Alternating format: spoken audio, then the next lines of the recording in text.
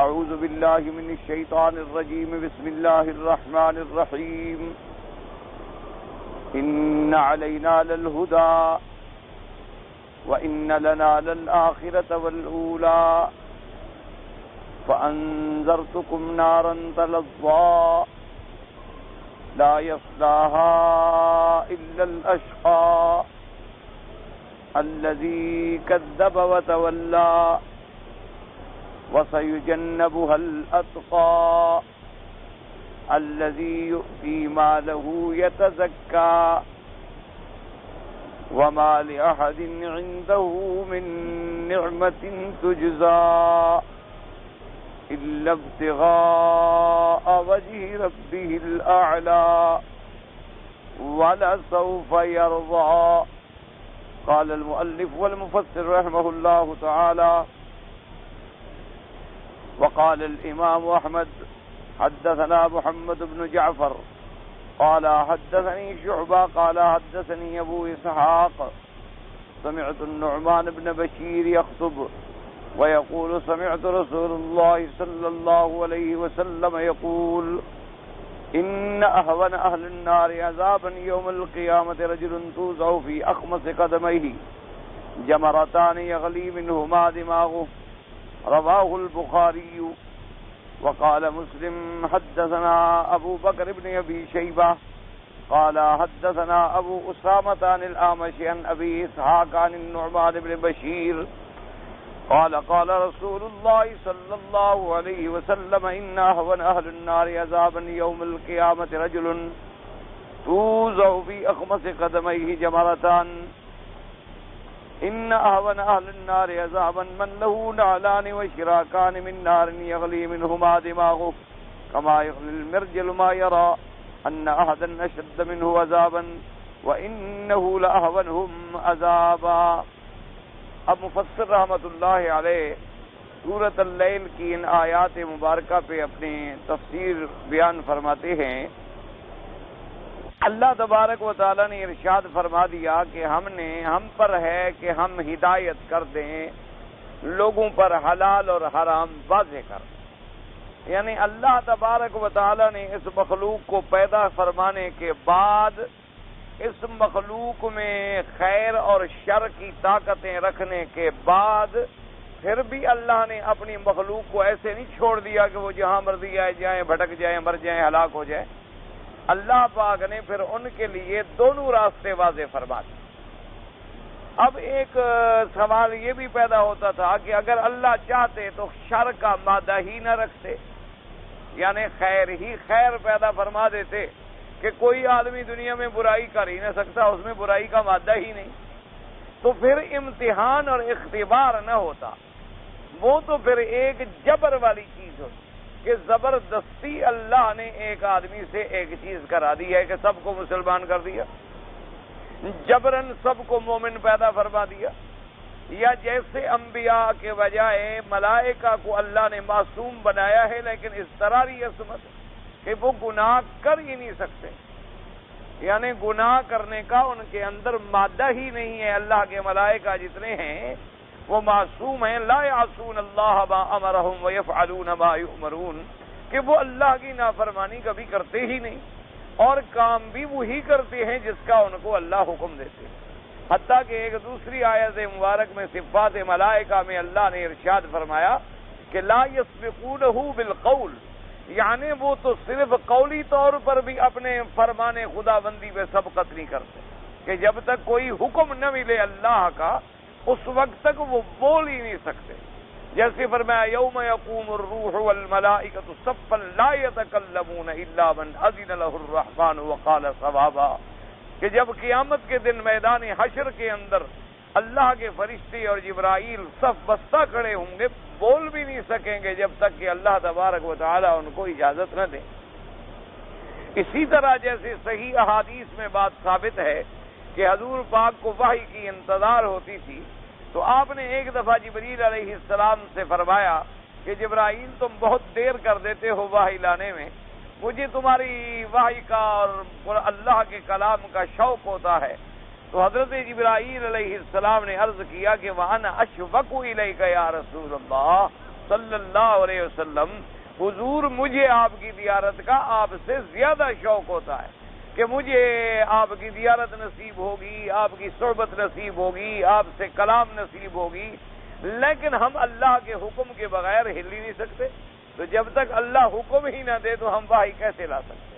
تو اس لیے اب دیکھیں، اب ملائکہ میں چونکہ شر کا مادہ ہی نہیں ہے، جب مادہ ہی نہیں ہے تو ان کا کوئی حساب کتاب ہی نہیں، ان کے لیے کوئی مسئلہ نہیں، بس وہ اللہ کی مخلوق ہے اور جنت میں ہی رہے گی، ہمیشہ جنت میں ہے اور جنت میں رہے گی، اب بھی آسمانوں میں ہے، اب بھی اللہ کی نعمتوں میں ہے اور مرنے کے بعد بھی اللہ کی نعمتوں میں ہو۔ یہ عالم جو اللہ نے بنایا، یہ مخلوق جو اللہ نے پیدا فرمائی، اس دنیا کو اللہ نے دار الابتلاء بنا دیا، دار الامتحان بنا دیا، اور امتحان تب ہو سکتا ہے کہ آدمی میں دونوں قوتیں بھی موجود ہوں اور دونوں میں سے کسی ایک کو اختیار کرنے کی طاقت بھی ہو، اور پھر اس کے بعد وہ کیا اختیار کرتا ہے اس کے مطابق اللہ تبارک و تعالیٰ کے فیصلے ہو۔ اس لیے اللہ نے فرما دیا کہ ان علینا للہدی، ہم پر تو یہ تھا کہ ہم ہدایت کا راستہ بیان کر دیں، ای نبین الحلال والحرام، ہم حلال اور حرام کو واضح کر دیں۔ اس لیے ان اللہ فرض فرائض و شرع شرائع و حد حدودا، اللہ تبارک و تعالیٰ نے فرائض نازل فرما دیے، اللہ نے اپنے شرائع مقرر فرما دیے، اللہ نے اپنے حدود معین فرما دیے، اور ساتھ یہ بھی بتلا دیا کہ تلک حدود اللہ ومن یتعد حدود اللہ فاولئک هم الظالمون، کہ یہ اللہ کی حدیں ہیں، ان حدوں کو جو بھی توڑے گا وہ اپنی جان پہ خود ظلم کرے گا۔ تو اس لیے ہر انسان کے لیے اللہ نے دونوں مادے بھی رکھ دی، اس کے اندر خیر کی قوت بھی ہے، شر کی قوت بھی ہے۔ اب اسی قوت کو جب وہ خیر میں استعمال کرتا ہے تو باعث اجر و ثواب ہے، اسی قوت کو جب وہ شر میں استعمال کرتا ہے تو باعث عذاب و عقاب ہے۔ اب دیکھیں، اللہ نے انسان میں کھانے کی ایک تڑپ رکھی، اس کو معقولات کی، مشروبات کی، کھانے کی ایک کبھی بھوک ہے، کبھی پیاس ہے، غرض ہے، شہوت ہے، خواہش ہے۔ اب اگر وہ حلال کھا رہا ہے الحمدللہ، لیکن اگر وہ حرام کھا رہا ہے، پیٹ تو حرام والے بھی بھر رہے ہیں نا، جو شراب پیتے ہیں وہ بھی پیٹ بھرتے ہیں، خنزیر کھاتے ہیں وہ بھی پیٹ بھرتے ہیں، جو ذبیحہ مردہ کھاتے ہیں وہ بھی پیٹ بھرتے ہیں، تو وہ اپنی شہوت کھانے والی، بھوک والی، عورت والی مٹا رہے ہیں، لیکن غلط راستے سے۔ اور جو صحیح راستے میں سر انجام دے رہا ہے اس کے لیے اللہ نے بڑا اجر و ثواب رکھا۔ اور اگر ہمیں صحیح راستہ نہ بتاتے اور تمنا رکھ دیتے تو پوری کیسے کرتے؟ تو اس لیے اللہ تبارک و تعالی نے فرمایا کہ ہم نے سب کچھ سمجھا دیا، وَهَدَيْنَاهُ النَّجْدَيْنِ، حتیٰ کہ فرما دے اِنَّا هَدَيْنَاهُ السَّبِيلَ اِمَّا شَاكِرًا وَإِمَّا كُفُورًا، ہم نے تو ہر انسان کو راستے کی ہدایت کر دی ہے، اب اس میں سے کچھ شکر گزار پیدا ہوتے ہیں اور کچھ ناشکرے پیدا ہوتے ہیں، اور یہ ساری چیزیں چونکہ تقدیر میں لکھی ہوئی ہیں تو اس لیے ہوتا ہے کہ سب قضاء و قدر ہے، کہ اللہ تبارک و تعالیٰ کی تقدیر میں ہر چیز موجود ہے۔ اس لیے فرمایا ان علینا للہدی، اور آگے پھر فرماتی ہیں ان لنا للآخرۃ والأولی، کہ دنیا اور آخرت دونوں ہمارے لیے ہیں۔ کیا معنی؟ کہ اگر تم ہدایت پہ چلو گے تمہارا فائدہ ہے، اگر تم ہدایت پہ نہیں چلو گے تمہارا نقصان ہے، ورنہ دنیا آخرت اللہ کی، اللہ کو تو کوئی نقصان نہیں۔ اگر تم ہدایت پہ چلو تو اللہ کو کوئی فائدہ نہیں، اور اگر تم برائی کرو گے تو اللہ کی ذات کا کوئی نقصان نہیں، کیونکہ وہ تو دنیا و آخرت کے مالک ہے۔ یہ تو ان کی مہربانی ہے کہ انہوں نے تمہیں حلال اور حرام بتلا دیا۔ اگر اللہ اپنے بندوں کو چھوڑ دیتے کہ بھئی خود ڈھونڈو کیا حلال ہے اور کیا حرام ہے، تو ہم کیا کرتے؟ اللہ تبارک و تعالیٰ بندوں کو چھوڑ دیتے کہ بھئی جانوروں میں خود فیصلہ کرو کہ کون سا جانور حلال ہے اور کون سا حرام ہے، ہم کیا کر سکتے؟ اللہ تبارک و تعالیٰ جتنے پانی پینے کی چیزیں ہیں، شربتیں ہیں، مشروبات ہیں، فرماتے بھی خود ڈھونڈو کون حلال ہے، تو ہم کیسے ڈھونڈ سکتے تھے؟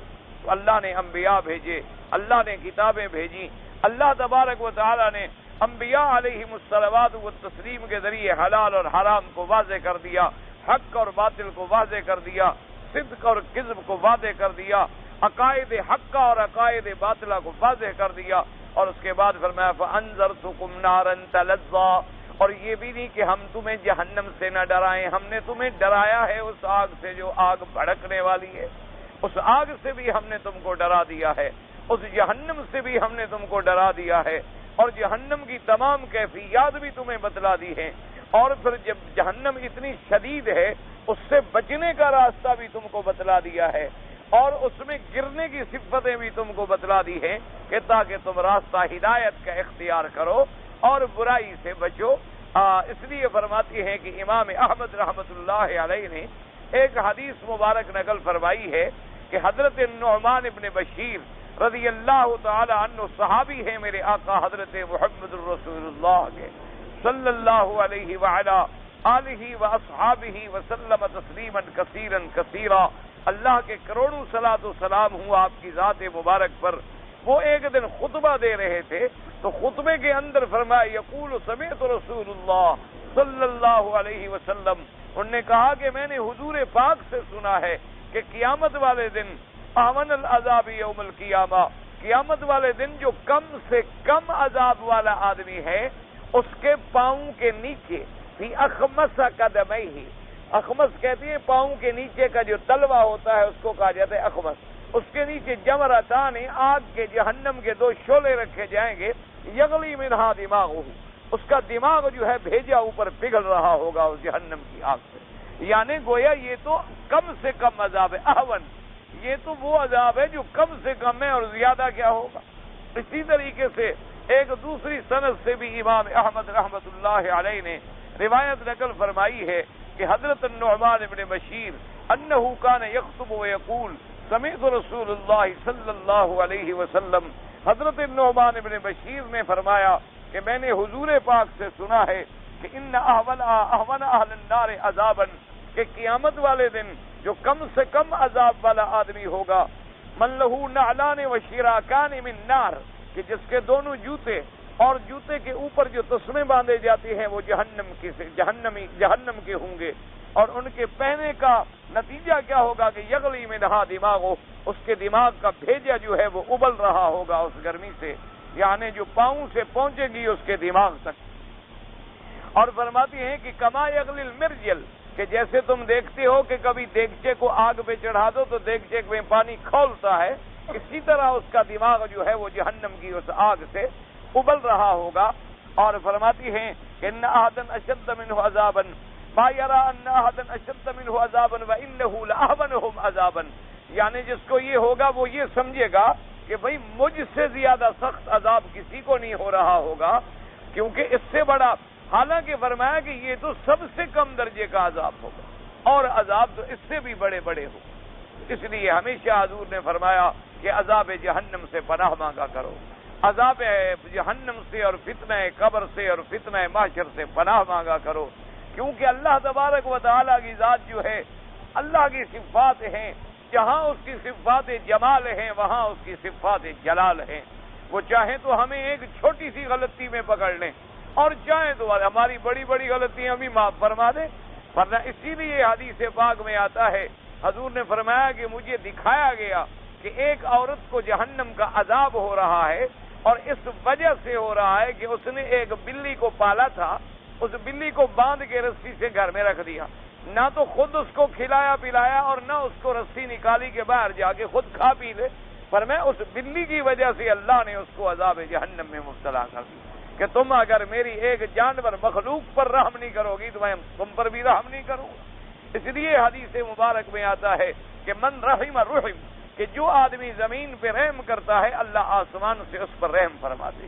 اس لیے حکم ہے کہ کمزور پر، ضعیف پر، بچوں پر، اسی طرح جانوروں پر، یا ایسی چیزیں جو ایذا دینے والی نہ ہوں، کیونکہ جو جانور ایذا دینے والے ہیں ان کا شریعت میں مار دینا جائز ہے، جیسے موذی جانور ہیں، مچھر ہے، مکھی ہے، گندے جانور ہیں، بچھو ہے، سانپ ہے اور حشرات ہیں جن سے بندے کو نقصان پہنچنے کا خطرہ ہے، ان کے مارنے میں شریعت نے اجازت عطا فرما دی کہ تم ان کو ہلاک کر سکتے ہو تاکہ اللہ کے بندوں کو تکلیف کا ذریعہ نہ بنے۔ لیکن ان کے علاوہ اگر بعض جانور ایسے ہیں، جیسے بعض لوگ بکریاں شوق سے پالتے ہیں، گائے پالتے ہیں، بھینسیں پالتے ہیں، گھوڑے پالتے ہیں، بعض لوگ اور چیزیں بھی رکھ لیتے ہیں گھروں کے اندر، پھر ان کی نگرانی نہ کرے، وقت پر کھانا نہ دے، وقت پر پانی نہ دے، ان کی ضروریات پوری نہ کرے، تو یہ بھی جہنم میں جانے کا ذریعہ بن سکتا۔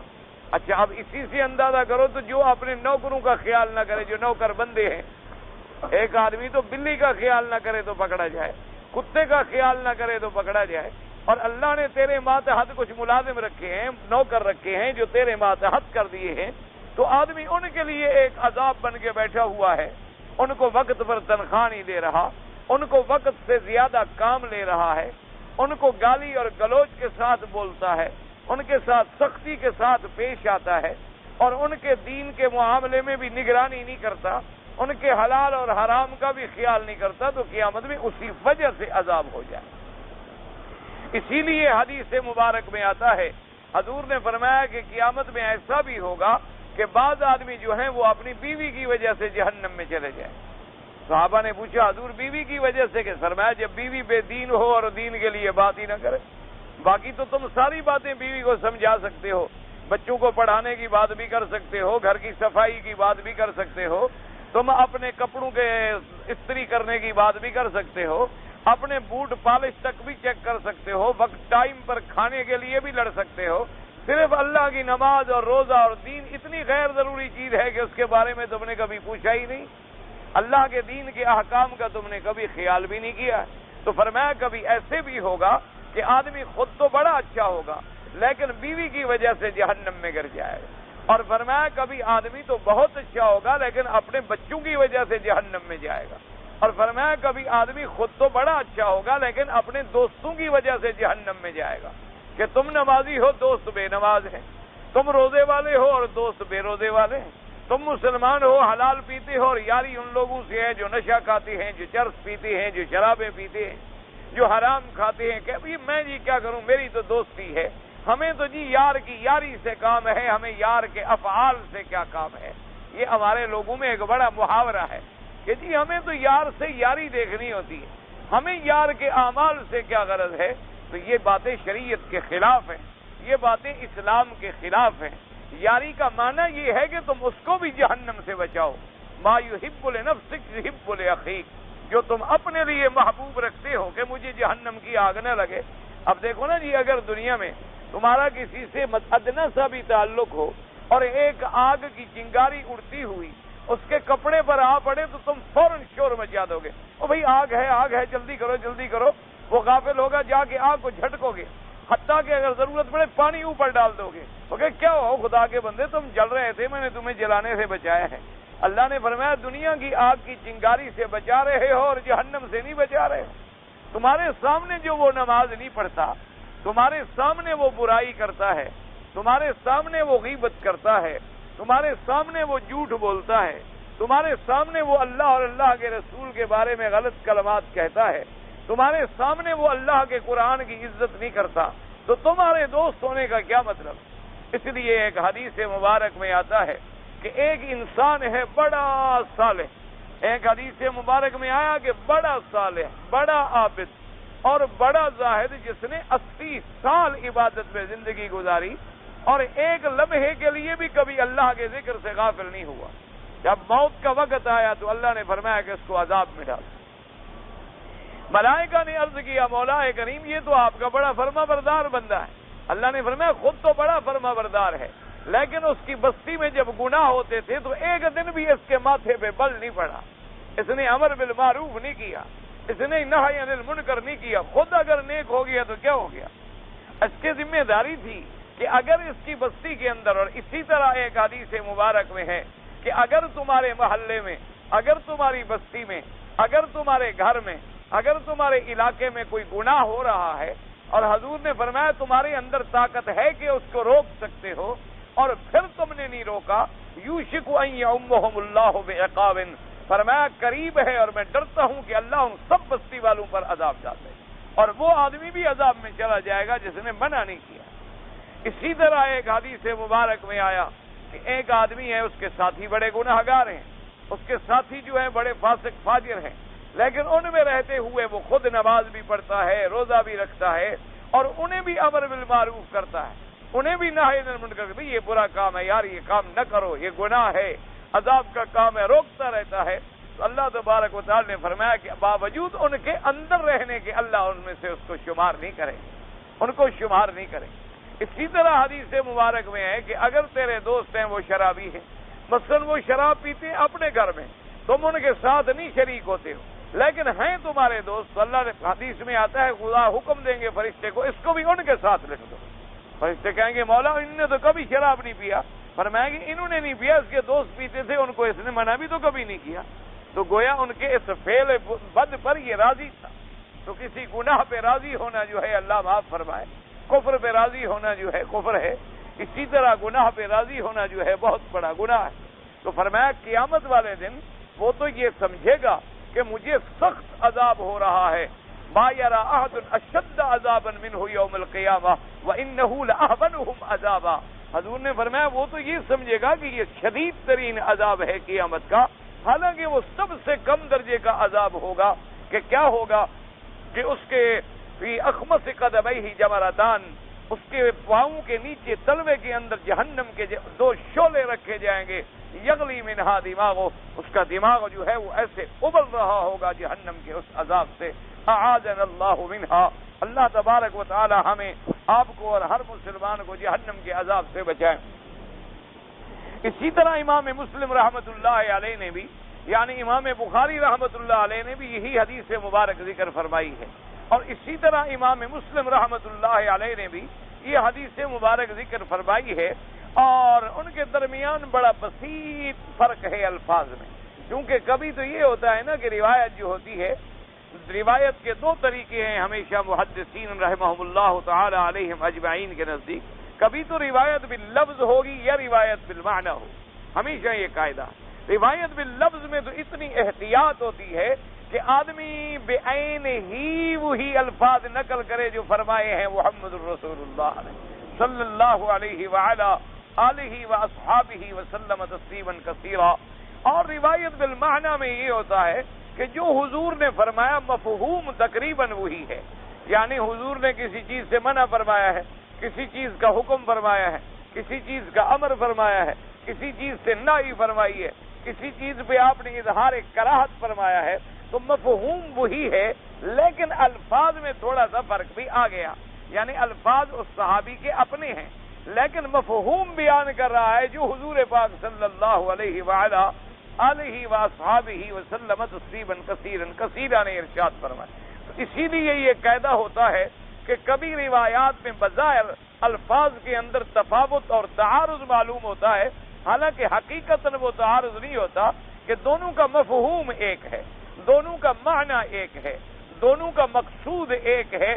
تو کسی صحابی نے روایت باللفظ کر دی اور کسی نے روایت بالمعنی کر دی، تو محدثین رحمہم اللہ تعالی علیہم اجمعین، اللہ تبارک و تعالی ان پہ رحمت نازل فرمائے، تو انہوں نے تمام چیزیں احادیث کے ضمن میں اپنے اپنے مقامات پر ذکر فرما دی ہیں۔ اس لیے آپ دیکھیں، حالانکہ دونوں روایتیں نعمان بن بشیر سے ہیں کہ سمیعت نعمان بن بشیر یخطب و یقول سمیعت رسول اللہ صلی اللہ علیہ وسلم، امام بخاری نے بھی اسی کو نقل کیا ہے، اور امام مسلم نے بھی وہی نقل کیا ہے کہ سمیعت نعمان بن بشیر یخطب و یقول سمیعت رسول اللہ صلی اللہ علیہ وسلم۔ لیکن پہلی حدیث کے الفاظ کیا تھے آپ دیکھیں تاکہ آئندہ آپ کو سمجھنے میں آ سکے۔ ان احون اہل النار عذابا یوم القیامت رجل توزع فی اخمص قدمیہ جمرتان، ایسا آدمی ہوگا جس کے پاؤں کے نیچے دو شعلے رکھے جائیں گے۔ اور دوسری حدیث میں لفظ کیا ہے کہ من لہو نعلان و شراکان، کہ جس کے لیے دونوں جوتے بھی اور جوتے کے تسمے بھی، شراک کہتے ہیں جس کو جوتا باندھا جاتا ہے، یہ تسمے نہیں جو ہمارے ہاں مثلا بوٹ والے تسمے، یہ مراد نہیں ہوتے، تسمے سے مراد یہ ہوتے ہیں، آپ نے چپل دیکھے نا جو آج کل بکتے ہیں تو اوپر ایسے لگا ہوتا ہے یا یوں لگا ہوتا ہے یا یوں، اس کو کہا جاتا ہے شراک۔ تو پہلے زمانے میں تو ایسے ہوتے تھے، بلکہ حضور پاک کے زمانے میں تو کبھی کبھی ایسا بھی ہوتا تھا کہ نیچے کا تلوا جو ہے وہ چمڑے کا ہے اور اوپر جو رسی ہے وہ رسی ہے، وہ چمڑے کی نہیں، ایسے رسی باندھ لی کہ پاؤں میں پھنس جائے اور آدمی چل لے۔ تو فرمایا کہ وہ جہنم، اب دونوں کا مفہوم تو ایک ہی ہے، اور اس میں ذرا وضاحت بھی آ گئی کہ کما یغلی المرجل، کہ جیسے دیگچے میں پانی ابلتا ہو، اور پہلی حدیث پاک میں یہ الفاظ مبارک نہیں تھے، تو اس لیے ہمیشہ یاد رکھیں، ورنہ پہلی روایت بھی امام بخاری رحمت اللہ علیہ نقل فرمائی اور دوسری روایت بھی امام مسلم رحمت اللہ علیہ نقل فرمائی، اور یہ دونوں جو ہیں اتنے بڑے امام ہیں کہ ان کی صحت پر اور ان کی تحقیق پر اور ان کے فیصلے پر امت محمد مصطفیٰ کو اعتماد ہے. اس لیے قاعدہ ہوتا ہے کہ جب آ جائے کہ فی الصحیحین تو مراد بخاری اور مسلم ہوگی. اسی طرح آ جائے گا متفق علیہ شیخان، یعنی جس پہ دونوں شیخ امام بخاری اور امام مسلم متفق ہو گئے، یا رجالہ رجال الشیخین، یعنی ان کے سند ایسے لوگوں سے ہے جن سے امام بخاری اور امام مسلم نے بھی حدیث لی ہے. تو جن لوگوں سے انہوں نے حدیث لی ہو پھر تحقیق کرنے کی ضرورت ہی باقی نہیں رہتی، کیونکہ وہ تحقیق کا حق ادا کر چکے ہیں، وہ انتہا پہ پہنچا چکے ہیں اپنی تحقیق کو ہر لحاظ سے، روایتاً بھی درایتاً بھی. اور اس کے بعد انہوں نے ماشاءاللہ ایک ایک حدیث مبارک کو چھانا ہے، کنگھالا ہے، اور پھر اللہ نے ان کو ایک ذوق، ایک فہم، ایک پرکھ عطا فرما دی تھی. اس کے معنی میں یوں سمجھیں کہ جیسے ایک ڈاکٹر ہے، ڈاکٹری کرتا ہے، ایک طبیب ہے، طب کرتا ہے، ایک حکیم ہے، حکمت کرتا ہے. اچھا، وہ ڈاکٹری کرتے کرتے کرتے کرتے 50 سال 60 سال تجربہ اس مقام پہ پہنچ جاتا ہے کہ بعض اوقات ایسے مریض سامنے ہی آئے تو وہ اندازہ لگا دیتا ہے کہ اس کو یہ چیز ہے، حالانکہ نہ مریض سے پوچھا ہے، نہ اس کی نبض چیک کی ہے، نہ اس کے کوئی چیک اپ کرایا ہے، نہ اس کے کوئی لیبارٹری ٹیسٹ کیے ہیں، لیکن یوں دیکھا اچھا آپ کو فلاں تکلیف ہے. وہ کیا ہوتا ہے کہ ایک پرکھ بن جاتی ہے. جیسے آپ دیکھیں نا کہ سونار کے سامنے سونا ڈالو دیکھتے ہوئے بتا دے گا، جوہری کے سامنے پتھر ڈالو دیکھتے ہوئے بتا دے گا کہ نہیں جناب یہ ڈائمنڈ کہاں ہے. سوال ہی پیدا نہیں ہوتا یہ تو شیشہ ہے، یہ تو زرکون ہے جناب، یہ تو نقلی بنا ہوا ہے. یا بتلا دے گا کہ جی اس میں ایک داغ ہے، یا بتلا دے گا جی اس کا تو پانی ختم ہو چکا ہے تو مردہ ہے، مر گیا ہے. تو کیا اسی لیے محدثین جنہوں نے احادیث رسول اللہ صلی اللہ علیہ وسلم پر محنتیں کی ہیں، خدا کی قدرت ہے کہ ان کو بھی حدیث کے لفظ سنتے ہوئے اندازہ ہو جاتا تھا کہ یہ لفظ ہمارے آقا کے ہو ہی نہیں سکتے، یہ بات حضور صلی اللہ علیہ وسلم کی ہو ہی نہیں سکتی. اور اگر حدیث مبارک صحیح ہوتی تھی تو ایسے معلوم ہوتا تھا، ان کو خوشبو آ جاتی تھی ان الفاظ سے کہ باقی یہ الفاظ جو ہیں حضور پاک صلی اللہ علیہ وسلم. اسی کو کہتے ہیں ذوق سلیم، کہ اللہ جن کو ذوق سلیم عطا فرما دیتے ہیں اور جن کو حدیث کی پرکھ عطا فرما دیتے ہیں. اسی لیے امام مسلم رحمت اللہ علیہ نے جب امام بخاری کو دیکھا اور آپ نے حضرت امام مسلم یعنی اتنی بے قابو ہو گئے محبت میں، جذبات میں آگے کہنے لگے کہ دانی اقبلک یا استاذین یا طبیب الحدیث. حضرت امام مسلم نے کہا کہ امام بخاری سے کہ حضرت مجھے چھوڑے، میں آپ کے پاؤں کو بوسہ دینا چاہتا ہوں. امام مسلم جیسا آدمی کہنا ہے میں آپ کے پاؤں کو بوسہ دینا چاہتا ہوں. تم تو استادوں کے استاد ہو اور حدیثوں کے طبیب ہو، تمہیں پتہ لگ جاتا ہے کہ کون سی حدیث بیمار ہے اور کون سی حدیث ٹھیک ہے. تو آپ نے ان کو لقب دیا، فرمایا کہ آپ طبیب الحدیث ہیں فی عللہ، کہ جب حدیث کی کوئی بیماری ہو تو گویا طبیب کے پاس آ گئی، ابھی طبیب اس کا علاج کر کے بتلا دیں گے کہ یہ حدیث ٹھیک ہے اور یہ حدیث جو ہے غلط. کتنا بڑا. اس لیے اللہ تبارک و تعالی جن لوگوں کو یہ مقام عطا فرماتے ہیں، جن لوگوں کو یہ پرکھ عطا فرماتے ہیں، اسی لیے آج تک ائمہ، آج تک امت ان کی جو قدر کر رہی ہے تو ان کی کوئی محنتیں ہیں نا، اللہ تبارک و تعالی ان کی محنتوں کو قبول فرما لے. اس لیے فرماتے ہیں یہ دو روایتیں نقل ہو گئی. اب فرماتے ہیں وقولہ تبارک و تعالی، فرمایا کہ اس جہنم میں جس جہنم کا اتنا بڑا سخت عذاب ہے، لا یصلاھا الا الاشقى ای لا يدخلها دخولا یحیط به من جمیع جوانبه. اب دیکھیں مفسر اسی میں اشارہ کر رہا ہے، اپنی تفسیر میں اشارہ کر رہا ہے کہ نیند داخل ہوگا اس جہنم میں، ایسا داخل ہونا کہ جہنم اس کو ہر طرف سے گھیر کے اندر رکھ لے، مگر کافر.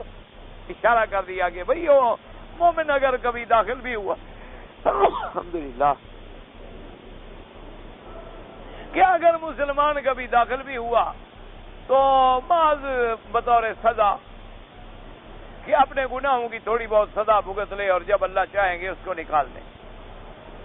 لیکن کہتے ہیں کہ ایسا دخولاً یحیط به من جمیع جوانبہ، یعنی ایسا داخل ہونا کہ آگ اس کو ہر طرف سے ڈھانپ لے، یہ کافر کے لیے ہوگا، مسلمان کے لیے نہیں ہوگا۔ اللہ تبارک و تعالی یعنی یوں سمجھ لیں، بعض علماء نے ایک اچھی تشبیہ دی ہے بیان کرنے کے لیے۔ انہوں نے کہا دیکھو نا کہ سونار کو جب سونا دیتے ہو اس کو بھی تو آگ میں ڈالتا ہے، تو آگ میں کیوں ڈالتا ہے؟ ذرا دیکھنے کے لیے کہ اس میں گند کتنا ہے، کھوٹ کتنا ہے اور خالص کتنا ہے۔ اگر کسی مسلمان کو جہنم میں ڈالا بھی گیا تو بس اسی لیے کہ ذرا گناہ شنا ختم ہو جائے، پاک ہو جائے، تاکہ جنت میں جانے کے قابل ہو جائے اور لائق ہو جائے اور صاف ہو جائے۔ اور ایک ہوتا ہے کہ آپ لکڑی کو آگ میں ڈالتے ہیں کہ جلتے جلتے کولا بن جائے، تو وہ بھی تو ڈالی جاتی ہے۔ اور ایک چیز کو آپ آگ میں ڈالتے ہیں کہ ذرا گرم ہونے کے بعد فیصلہ ہو جائے کہ اس میں گند کتنی تھا اور خالص چیز کتنی تھی۔ اسی لیے جیسے علماء نے فرمایا کہ اب دیکھو کہ ایک کپڑا ہوتا ہے، اور بعض علماء نے بڑی اچھی تشبیہ دی ہے۔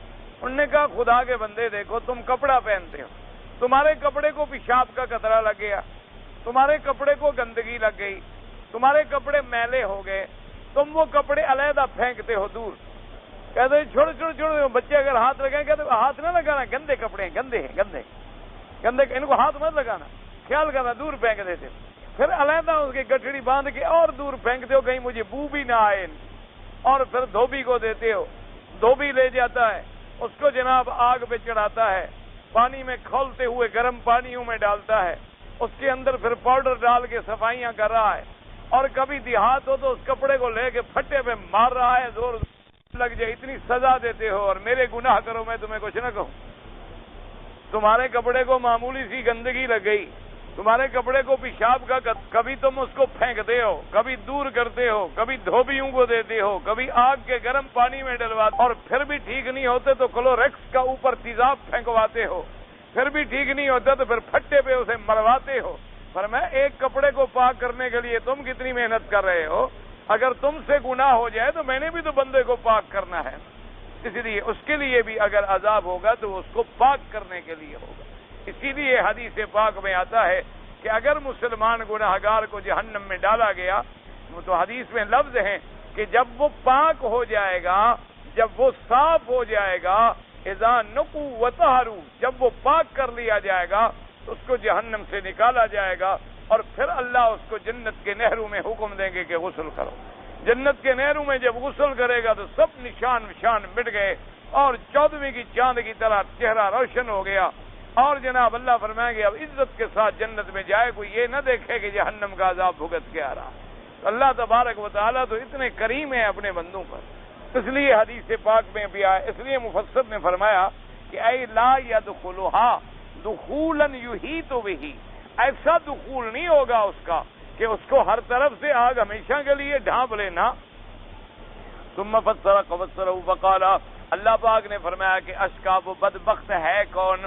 فرمایا الذی کذب وتولی، الذی کذب بقلبہ، یعنی دل سے بھی تکذیب کی، وتولی ای عن العمل بجوارحہ وارکانہ، فرمایا کہ کذب تصدیق، چونکہ تصدیق دل کا کام ہے نا کہ تصدیق کرے یا تکذیب کرے، اور جی میرا دل ہی نہیں مانتا، مجھے تو جھوٹا لگتا ہے۔ آپ کہتے ہیں نا کسی آدمی کے بارے میں پوچھا جائے کہ جی فلاں آدمی کیسے ہے، ہم کہتے ہیں جی مجھے تو جھوٹا لگتا ہے، میرا تو دل نہیں مانتا، چونکہ یہ تصدیق جو ہے یہ دل کا نام ہے۔ اور کذبا دل سے تکذیب کی، وتولی تولا کا معنی اعراض کیا کہ منہ پھیر کے چل دیا اللہ کے نبی سے، اللہ کے قرآن سے، اللہ کے احکام سے۔ تو اسی لیے تصدیق جو ہوتا ہے اس کا تعلق دل سے ہوتا ہے۔ اللہ تبارک و تعالیٰ کے رحمت فرمائے، مفسر فرماتی ہیں لا یصلاھا الا الاشقی، نہیں داخل ہوگا ہمیشہ کے لیے اس میں مگر جو بڑا بدبخت ہے، اور بڑا بدبخت کون ہے؟ الذی کذب وتولی، الذی کذب بقلبہ وتولی عن العمل بارکانہ وجوارحہ، کہ جس نے دل سے تکذیب کی اور اعراض کیا، یعنی اپنے جوارح سے، اپنے ہاتھوں اور پاؤں سے اطاعت نہ کی۔ قال الامام احمد حدثنا موسیٰ ابن حسن بن موسیٰ قال حدثنا ابن عیاض قال حدثنا عبداللہ بن سعید المقبری عن ابی ہریرہ رضی اللہ تعالی عنہ قال قال رسول اللہ صلی اللہ علیہ وسلم لا يدخل النار الا شقی، قیل فمن الشقی؟ قال الذي لا يعمل بالطاعة ولا يترك الا معصية۔ اس حدیث سے پاک میں آتا ہے حضرت سیدنا ابی ہریرہ رضی اللہ تعالیٰ عنہ فرماتی ہیں کہ حضور پاک نے فرمایا کہ لا يدخل النار الا شقی، نہیں داخل ہوگا جہنم میں مگر بدبخت۔ کیوں؟ اچھے بخت والا جہنم میں کیوں جائے گا؟ اچھے بخت والے تو وہ ہوں گے، اما الذین سعدوا ففی الجنہ، جو اچھے بخت والے لوگ ہوں گے وہ جنت کے اندر ہوں گے، اما الذین شقوا ففی النار، فرمایا جو بدبخت ہوں گے وہ جہنم کے اندر ہوں گے۔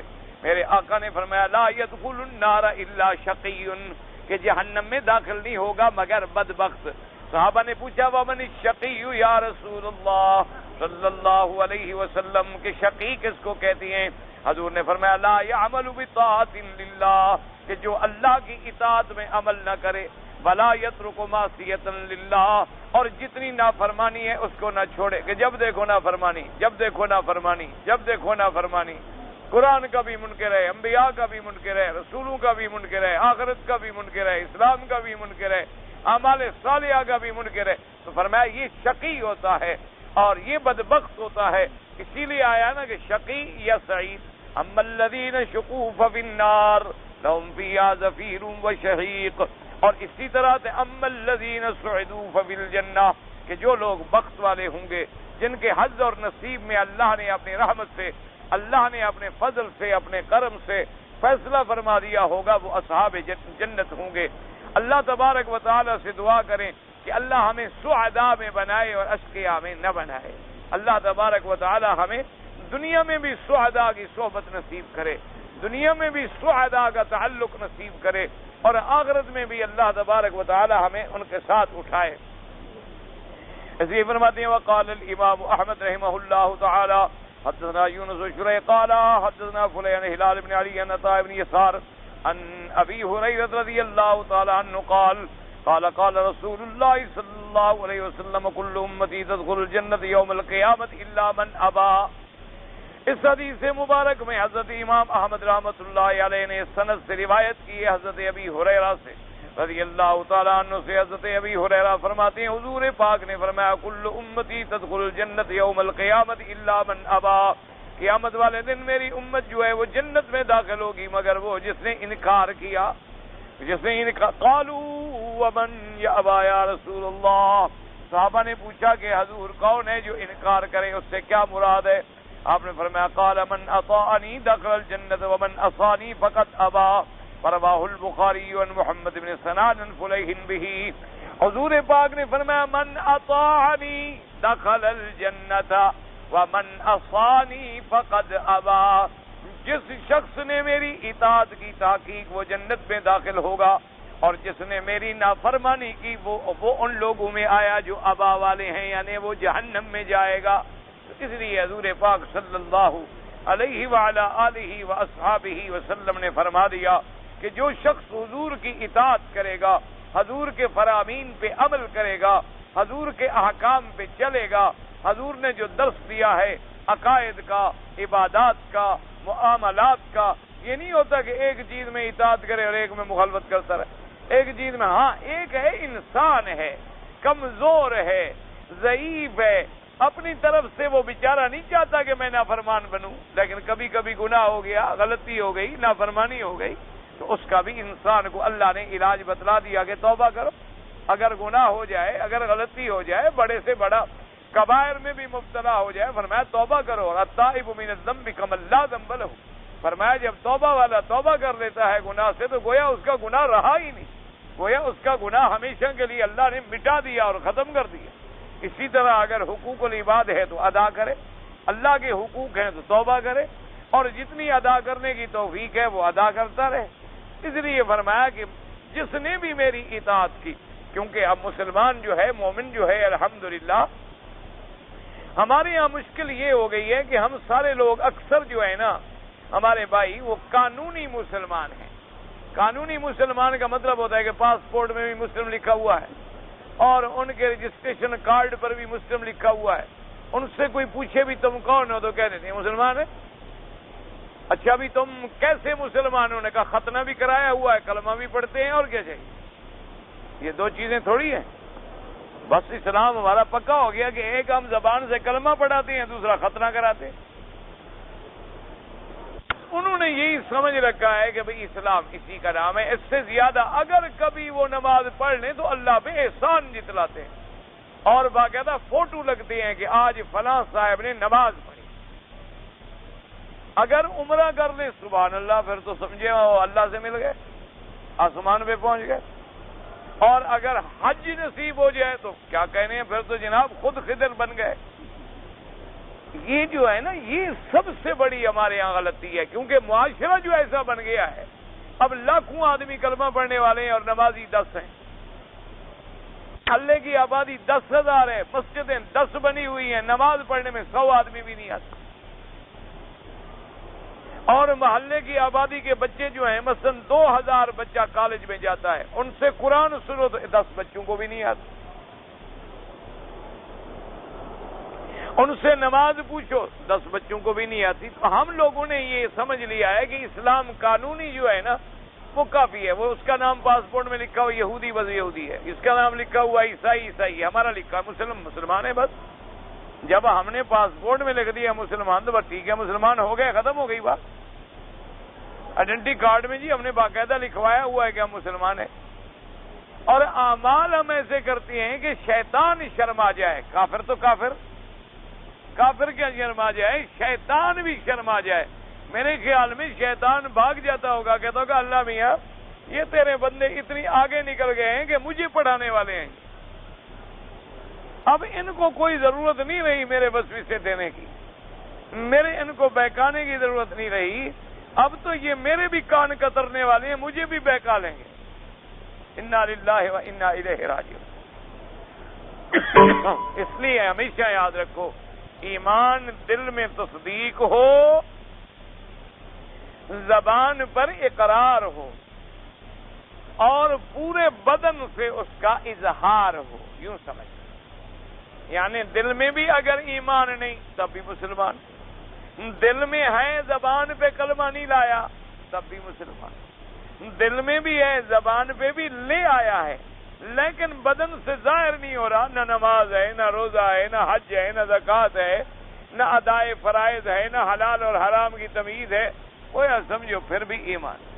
اللہ تبارک و تعالی ہمیں کامل ایمان نصیب فرمائے.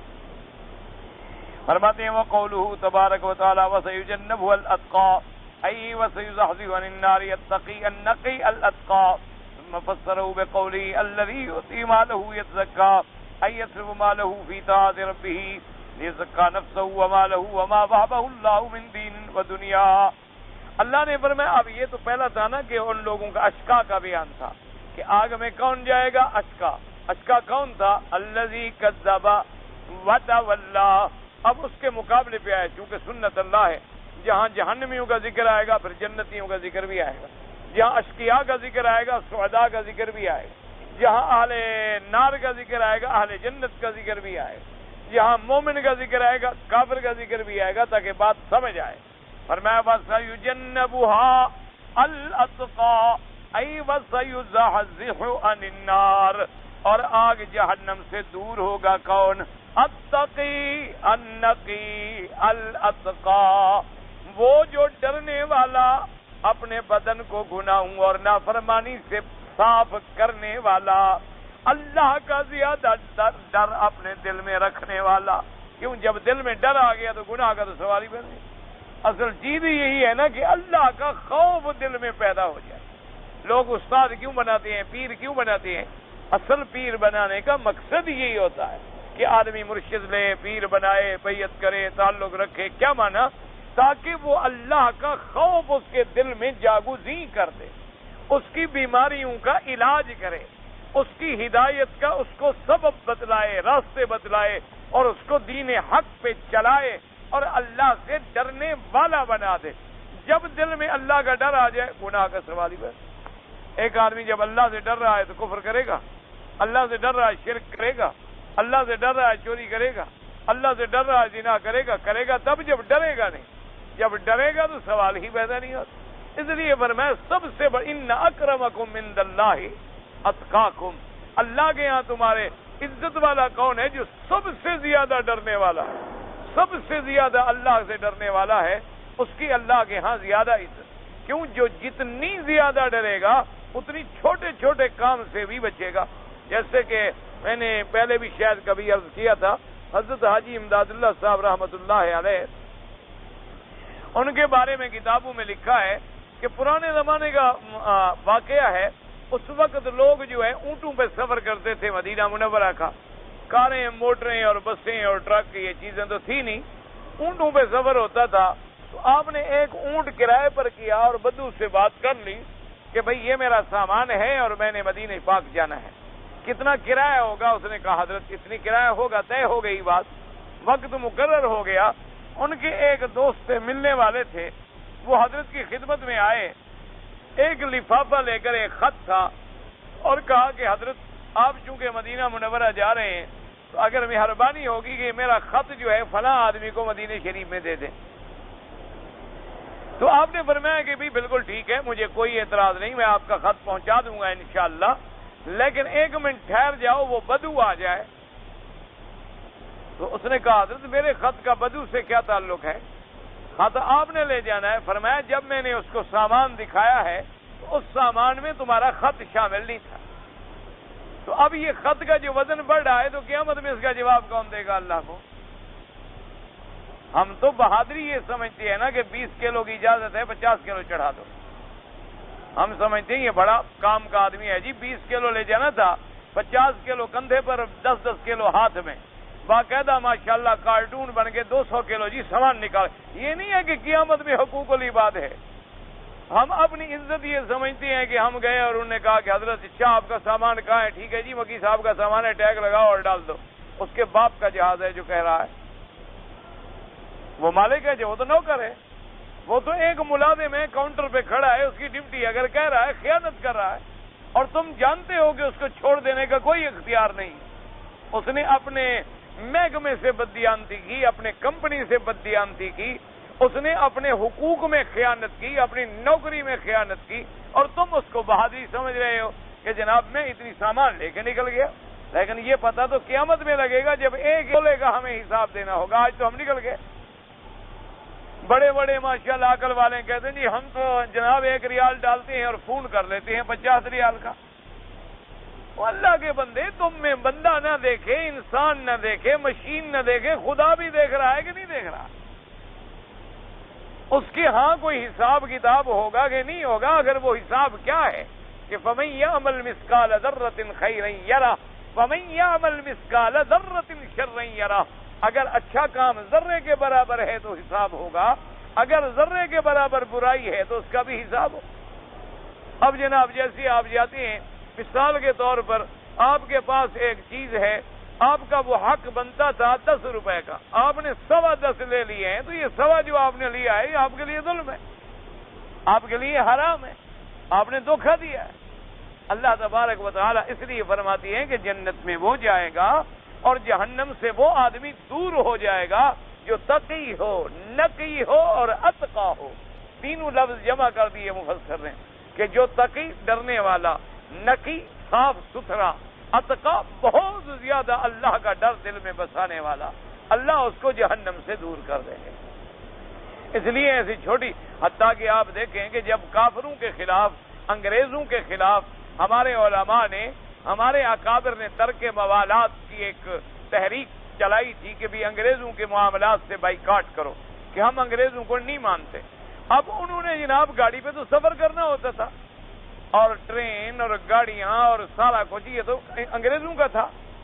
تو وہ اتنی احتیاط کرتے تھے کہ جتنے پیسوں کا ٹکٹ بنتا ہے اتنے پیسے خیرات کر دو، کسی غریب کو دے دو، تاکہ ہمارے کھاتے میں تو نہ رہے نا.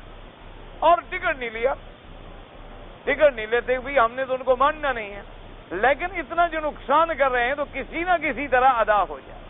اس لیے بعض علماء نے اتنی احتیاط کی ہے کہ یعنی ساری زندگی جو تنخواہ لیتے رہے مدرسے سے، جب موت کا وقت قریب آیا حساب کر کے ساری واپس کر، کہ اب اللہ نے ہمیں پیسے دے دیے ہیں مدرسے والے واپس کر. کیوں؟ پتہ نہیں، میں نے تنخواہ لی ہے 8 گھنٹے کی اور 7.25 گھنٹے پڑھایا ہو. میں نے تنخواہ لی ہے 8 گھنٹے کی اور میں نے 7 گھنٹے پڑھایا ہو. تو 1 گھنٹہ جو میں کھاتا گیا، 1 گھنٹہ اگر روز مہینے کا کھاؤ تو مہینے میں تو 30 گھنٹے کھا گئے. آپ کتنے دن آپ کے ذمہ پڑ گئے؟ تو ایک ایک ذرے کا حساب ہوگا. ڈرنے کا معنی یہی تو ہوتا ہے کہ اللہ سے ڈرنے والا ہو, اللہ کے حق بھی ادا کرے اور بندوں کے حق بھی ادا کرے. فرمایا پھر اللہ پاک اس کو جہنم سے دور کر دیں گے. اور اس کی پھر اللہ نے تفسیر بیان کی کہ وہ اتقا کون ہے؟ الذی یؤتی مالہ یتزکا, کیونکہ مال کا خرچ کرنا بڑا مشکل ہے نا. یصرف مالہ فی طاعت ربہ, اللہ کی طاعت میں اپنا بدن بھی خرچ کرتا, مال بھی خرچ کرتا ہے. لیزکا نفسہ ومالہ, تاکہ بدن کو بھی پاک کر لے, اپنے مال کو بھی پاک کر لے. وما وہبہ اللہ من دین و دنیا, جو اللہ نے اس کو دین اور دنیا کی نعمتیں دی ہیں. کیونکہ قاعدہ ہوتا ہے آدمی بدن لگا دیتا ہے. آپ کو کہیں نا بھی نماز پڑھ لیں یار 4 رکعت نفل پڑھ لو گے. آپ کو کہیں کہ 10 ریال خیرات کر رہی ہے, ذرا مشکل ہوتا ہے. لیکن جو آدمی اپنے مال کو بھی اللہ کے راستے میں لگا رہا ہے, لازمی بات ہے کہ وہ اپنے بدن کو بھی اللہ کے راستے میں لگائے گا, تاکہ میرا مال بھی پاک ہو جائے اور میرا نفس جو ہے وہ بھی پاک ہو جائے. یعنی اتنی احتیاط ہوتی تھی. اللہ تبارک و تعالی رحمت فرمائے. ہمارے استاد سے ماشاءاللہ وہ مدرسے کے قلم سے خط لکھ رہے ہیں اور خط ختم ہو گیا. تو میں نے مثلاً کہا کہ حضرت مجھے خط چاہیے. تو کہا اچھا آپ کے پاس قلم ہے, کاغذ ہے؟ کہا حضرت یہ کاغذ بھی ہے, قلم. شریف آدمی, یہ تو مدرسے کا ہے, یہ تو مدرسے کے پیسوں سے آیا ہے, مدرسے کی اسٹیشنری ہے, مدرسے کا کاغذ ہے, مدرسے کا قلم ہے. تو میں تمہارا خط تو ذاتی معاملے میں لکھ رہا ہوں, وہ مدرسے کے معاملے میں تو نہیں لکھ رہا. اتنی احتیاط ہوتی تھی علماء. حضرت بن نوری رحمۃ اللہ علیہ, میرا اپنا تجربہ ہے.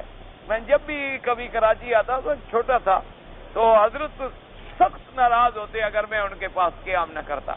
تو فرماتے کہ جب بھی آؤ ٹھہرنا تم نے میرے پاس. تو اب ہم ڈر کے مارے کیا کرتے تھے کہ بھی وہاں اٹیچی کیس بھی رکھ دیا, سامان بھی وہیں رکھ دیا, اور حضرت کو بھی کہہ دیا حضرت ہم آپ کے پاس ٹھہرے ہوئے ہیں, اور پھر بھاگ گئے دوستوں کے پاس ادھر ادھر. اپنے کام شام کر کے 2-3 دن کے بعد پھر کسی وقت حضرت کو نماز کے بعد مل لیا. تو پھر حضرت پھر ناراض ہو جاتے, تم نے کھانا نہیں کھایا. میں کہا حضرت کام ہوتا ہے تو دیر ہو جاتی. اچھا پھر کھانا مدرسے سے لیا, مدرسے سے کھانا منگوا لیتا کبھی کبھی کہ حضرت ناراض نہ ہوں, اور ساتھی آ جاتے کھانا منگوا لیتے اور کھلا دیتے ان کو. تو جب میں جانے لگتا تو حضرت بلاتے اپنے مسجد, کبھی کتنے دن کھانا کھایا ہے؟ انہوں نے کہا جی 4 دن کا. کہا میری تنخواہ سے کاٹ لیں, یہ میرے مہمان ہیں, مدرسے کے مہمان نہیں. جب میرے مہمان ہیں تو کھانے کا پیسے میں نے دینے, مدرسے نے تو ان کو دعوت نہیں دی تھی. نہ مدرسے کا انہوں نے کوئی کام کیا ہے کہ مدرسے کا کھائیں. یعنی اندازہ کرو تقوی کا. اور آج تو جناب پورے کے پورے زکاتیں ہضم ہیں اور صدقات ہضم ہیں, اور نہ حلال کا پتہ ہے اور نہ حرام کا پتہ ہے. آج تو بڑا اسی کو کہتے ہیں جو بہت زیادہ کھانے والا, وہ بڑا ہوتا ہے. اللہ تبارک و تعالیٰ سے دعا کرو اللہ ہمیں بچائے, اللہ اپنی رحمت سے بچائے, ورنہ ہم بندے ہیں, ہماری کیا طاقت ہے کہ ہم بچ سکیں. تو اللہ پاک آپ کو بھی اور مجھے بھی حرام سے بچائے اور حلال کی توفیق دے. ایک عورت کو ایام آئے حیض کے, لیکن جو اس کے دن مقرر ہیں اس سے بعد بھی خون آ رہا ہے, تو یہ قاعدہ ہوتا ہے کہ بھئی بعض جگہ پانی بدل جانے سے, فضا بدل جانے سے, ہوا بدل جانے سے ایام میں گڑبڑ ہو جاتی. اور کبھی بیچاری وہ گولیاں کھاتی ہیں تاکہ ان دنوں میں مجھے حیض نہ آئے اور میں پاک رہوں, ان سے اور زیادہ گڑبڑ ہو جاتی ہے ماشاءاللہ. تو پہلے 5 دن آتا تھا, پھر 20 دن آتا رہتا ہے. گولی کا فائدہ یہ ہوتا. تو بہرحال اس کا مسئلہ یہ ہے, علماء نے لکھا ہے کہ وہ اپنی عادت پوری کر لے بس. اور امام ابو حنیفہ رحمۃ اللہ علیہ فرماتے ہیں کہ زیادہ سے زیادہ 10 دن تک وہ سمجھے کہ مجھے حیض ہے. 10 دن کے بعد چاہے خون آتا رہے وہ غسل کرے, نماز پڑھے, طواف کرے, ہر شے کرے, احتیاط کے ساتھ. یہ نہیں کہ کوئی چیز کرے, وہ بیماری شمار ہوگی, پھر حیض شمار نہیں ہوگی.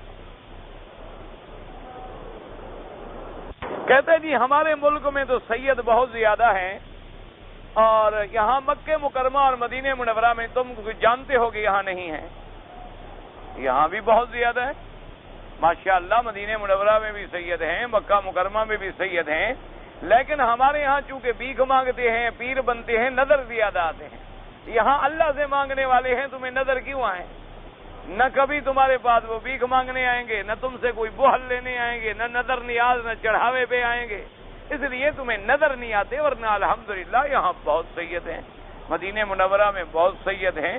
اور حضور صلی اللہ علیہ وسلم کی اولاد پورے دنیا میں موجود ہے، ہر ملک میں الحمدللہ موجود ہے، گو وہ اولاد حضرت فاطمہ کے بدن سے ہے، کیونکہ حضور صلی اللہ علیہ وسلم کا کوئی بیٹا یعنی زندہ نہیں رہا، آپ کے تمام بیٹوں کی وفات ہو گئی، پھر اللہ نے آپ کی بیٹیوں کو اولاد دی، اولاد کی اولاد، اولاد کی اولاد، اولاد کی اولاد جو ہے وہ آگے چلی، لہذا الحمدللہ مکے میں بھی ہیں، مدینہ میں بھی ہیں، ہر جگہ ہیں، لیکن فرق یہی ہے کہ یہاں اللہ سے مانگنے والے ہیں، وہاں تم سے مانگنے والے ہیں، جو تم سے مانگے وہ نظر آئے گا، جو اللہ سے مانگے وہ کیسے نظر آئے، ورنہ ہر جگہ ہے الحمدللہ، فکر نہ کرو تو۔